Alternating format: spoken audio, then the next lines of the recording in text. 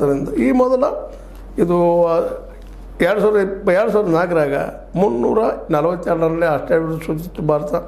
ಅದರಿಂದ ಪಾಕಿಸ್ತಾನ 341, 2006ರಾಗ ಮತ್ತು 1958ರಾಗ West Indies ಆಡಿದಾಗ innings ಮತ್ತು 336 ರನ್. ಮತ್ತು ಅದರ ನಂತರ ನಮ್ಮ ಆಸ್ಟ್ರೇಲಿಯಾ ವಿರುದ್ಧ 2017ದಾಗ 333.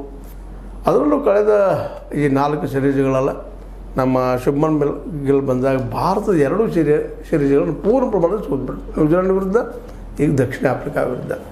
ಅಂದರೆ ಇದು ಭಾಳ ಆತ್ಮವಿಮರ್ಶೆ ಮಾಡ್ಕೊಳ್ಳೋ ಜೊತೆಗೆ ಇನ್ನೂ ನಾವು ಏನು ಮಾಡಬೇಕಾಗಿದೆ ಹಾರ್ಡ್ ವರ್ಕ. ಮತ್ತು ಇಬ್ಬರಿಗೂ ಅನುಕೂಲ ಆಗುವಂಥ ಪಿಚ್ ತಯಾರು ಮಾಡಿದ್ರಿಲ್ಲ. ಸ್ಪಿನ್ನರ್ಗೂ ಆಯಿತು, ಫಾಸ್ಟ್ ಬಾಲಿಂಗ್ಗೂ ಆಯಿತು, ಬ್ಯಾಟರ್ಗೂ ಆಯಿತು, ಎಲ್ಲರೂ ಅನುಕೂಲ ಆಗೋಂಗೆ ಮಾಡಿದರು. ಅದು ನಮ್ಮವರ ಯಾಕೋ ಏನೋ ಅದರಲ್ಲಿ ತಮ್ಮಂತ ತೊಡಗಿಸ್ಕೊಳ್ಳೋದ್ರಲ್ಲಿ ಸೋತ್ತಾರ. ಅದನ್ನು ಇವತ್ತು ಯಾಕಂದ್ರೆ ಒಂದು ಮತ್ತೆ ತಿಳ್ಕೊಬೇಕಾಗಿಲ್ಲ. 2020 ಬೇರೆ, 1 ಡೇನೇ ಬೇರೆ, ಈ ಟೆಸ್ಟೇ ಬೇರೆ. ಅವುಗಳ ಒಂದು ನೆಲೆಯನ್ನು ನಾವು ಬೆಳಿಬೇಕು ವಿನಃ ನಾವು ಬೇಕಾದ ಬಿಕ್ಕಿ ಬ್ಯಾಟ್ ಬೀಸೋದಾಗಲಿ ಮತ್ತೇನಾಗಲಿ ಮಾಡುವಂಥದ್ದು ಆಗಲೇಬಾರ್ದು. ಪ್ರತಿಯೊಂದು ಬೌಲರ್ ಮಾಡೋ ಮುಂದೆ ಭಾಳ ಎಚ್ಚರಿಕೆಯಿಂದ ಆಡಬೇಕಾಗ್ತದೆ.